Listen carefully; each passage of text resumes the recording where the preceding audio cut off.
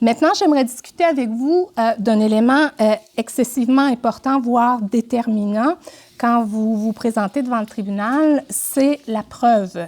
Quelle est la preuve à présenter devant le tribunal? Alors, c'est sûr qu'au départ, quand vous avez fait votre demande et que vous avez préparé votre dossier, vous avez déjà dû vous poser la question, quelle est la pièce, quel est l'outil que j'ai besoin d'utiliser, de déposer dans le dossier de la Cour pour faire la démonstration de la situation. Alors, si par exemple, j'ai vendu une voiture, je reprends l'exemple donné précédemment, j'ai vendu une voiture à quelqu'un et je réclame le paiement du solde du prix de vente qui n'a pas été payé.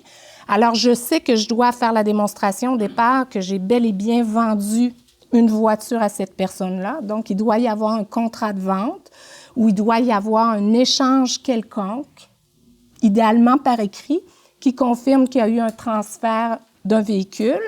Et je dois ensuite faire la démonstration du prix qui devait être payé pour que la transaction se complète et de ce qui a été payé, mais surtout de ce qui reste à payer. Alors, cette réflexion-là, quand vous avez préparé votre demande, consciemment ou non, vous avez dû la faire. Hein, c'est 800 $ que je réclame de solde impayé. Vous avez fait l'exercice de déterminer qu'est-ce que vous deviez faire comme démonstration. Pour réussir à convaincre le tribunal du bien fondé de votre demande, c'est la partie qui est en demande, qui fait une réclamation, qui a le fardeau de la preuve, ou on appelle aussi cet élément-là la charge de la preuve, donc de convaincre le tribunal que la situation qu'elle a vécue justifie la réclamation. Et pour pouvoir faire cette preuve-là, il faut présenter une preuve prépondérante. Ça veut dire qu'il faut que le tribunal soit convaincu, non pas hors de tout doute raisonnable, on n'est pas en matière criminelle, mais il doit être convaincu de façon prépondérante que les éléments que vous présentez sont les plus convaincants dans ce qui a pu se vivre et justifier la réclamation. Alors, il y a différents éléments de preuve qui peuvent vous aider comme partie ou aider le tribunal à faire la réflexion de ce qui doit être rendu comme jugement pour trancher le litige qui implique deux parties. Évidemment, l'écrit, c'est l'élément le plus convaincant. Quand il y a un contrat signé par deux parties, vous comprendrez que c'est l'élément le plus convaincant. Mais il peut y avoir des ententes verbales entre les parties qui peuvent être confirmées par des faits, par des éléments ou ce qu'on appelle des présomptions qui, plusieurs éléments mis ensemble, deviennent convaincants et qui deviennent convaincants de façon probante. Alors, on parle de présomptions précises, claires, concordantes, là, qui amènent à conclure à la réalité de l'acte juridique auquel on veut faire référence. Il y a également des rapports d'expertise, particulièrement quand on parle de situations de vices cachés ou de situations où on a besoin de l'opinion d'un expert qui va venir dire la cause du problème, c'est tel élément. Alors, ce sont des outils qui sont utiles devant le tribunal à utiliser pour faire la démonstration. Le rapport d'expertise sera déposé au dossier de la Cour. C'est important de le déposer au dossier de la Cour dès qu'il est complété pour que l'autre partie ait l'occasion de le lire et d'évaluer par elle-même si elle a besoin de procéder par une contre-expertise. Ce n'est pas le temps, 10 jours avant la date d'audience, de faire le choix d'un rapport d'expertise. Il faut que ça soit fait bien avant pour que l'exercice puisse se faire de part et d'autre, qu'un expert et un contre-expert, c'est-à-dire un autre expert qui émettrait une contre-expertise, a l'occasion d'intervenir dans le dossier. Vous aurez également à vous poser la question, est-ce que c'est utile ou non que l'expert soit là en personne devant le tribunal? Est-ce que son rapport écrit est suffisant ou il devrait venir devant le tribunal expliquer le contenu de son rapport? Alors, je ne peux pas vous donner la réponse, ça dépend des situations, mais je vous dirais, plus le rapport est complexe et plus il y a d'opinions divergentes, plus ça peut être utile que l'expert vienne expliquer les bases sur lesquelles il s'appuie pour conclure dans la voie qu'il a empruntée. Il y a évidemment également comme élément de preuve le témoignage. C'est important le témoignage, c'est-à-dire si vous comme partie ou des témoins ont assisté à une situation, le témoignage est un élément qui est important et qui ne doit pas du tout être négligé. Votre responsabilité à ce niveau-là, au départ, c'est de vous assurer de la présence de vos témoins.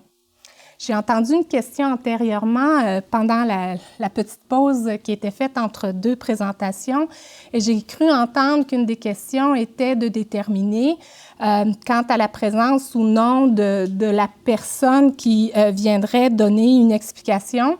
Si c'est la partie adverse, est-ce que je dois considérer la partie adverse comme témoin? En fait, la partie adverse va nécessairement, si elle est présente en salle d'audience, témoigner pour elle-même. Ce n'est pas nécessairement la partie adverse qui est le meilleur témoin pour convaincre de ce qui a été vécu. Mais effectivement, la partie adverse est un témoin. Mais pour vous, vous devez vous assurer d'avoir des personnes crédibles qui étaient présentes, qui ont assisté à la situation et qui peuvent venir expliquer au tribunal qu'est-ce qui a pu être vécu comme situation, comme événement. C'est donc de votre responsabilité de s'assurer de leur présence. Ça, c'est la règle générale.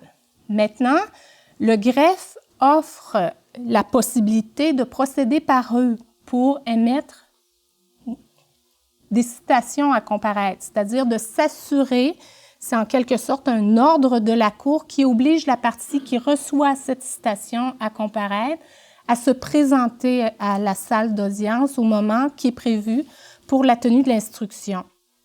Alors, le greffe peut faire cet exercice-là, mais encore une fois, vous ne pouvez pas dire au greffe 10 jours avant l'audience que vous avez besoin de tel témoin, parce que vous risquez de placer la situation dans l'audience dans une situation complexe. Si le témoin prétend qu'il n'est pas disponible, est-ce qu'on fait une remise ou on n'en fait pas? Le juge aura évalué si effectivement c'est une situation qui peut ou non justifier une remise dans le cas d'un témoin appelé tardivement qui ne savait pas qu'il y aurait une audience cette journée-là. C'est pas certain là, que vous allez obtenir la remise. Donc, ce sont des éléments qu'il faut prévoir à l'avance. Je vous dirais également, même s'il n'y a pas besoin d'une citation à comparaître, c'est utile d'informer le greffe du nombre de témoins. Parce que le greffe, quand il fixe un dossier sur le rôle, il essaie d'établir une durée de l'audience.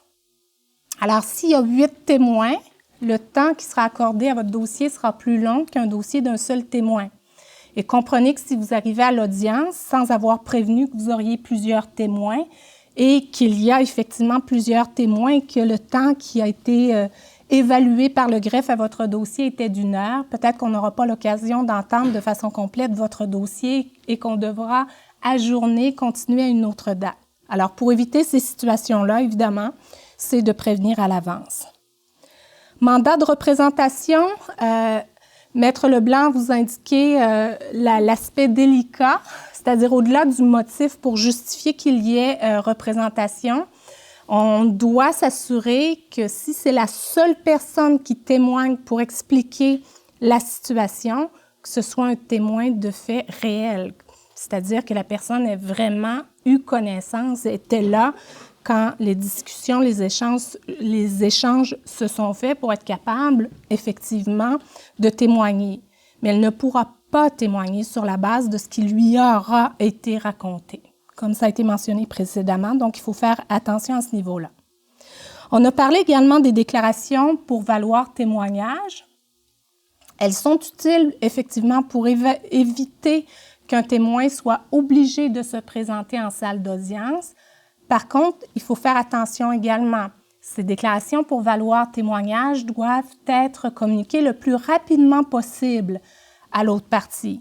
Parce que l'autre partie peut dire « j'ai pris connaissance du document, de la déclaration, mais elle est incomplète. J'ai besoin de poser des questions à ce témoin-là. » Alors, l'autre partie peut dire « il faut que ce témoin-là soit là en personne malgré la déclaration faite. » Et ça implique à ce moment-là que le greffe va s'assurer de la présence de cette personne-là. Et encore une fois, pour éviter des situations où on n'a pas la possibilité de tenir compte de la déclaration ou qu'il y ait une remise, un ajournement, c'est de faire ces démarches-là le plus rapidement que possible pour permettre à ce que le dossier soit préparé correctement et que ça soit clair qui aura ou non besoin d'être là à l'audience.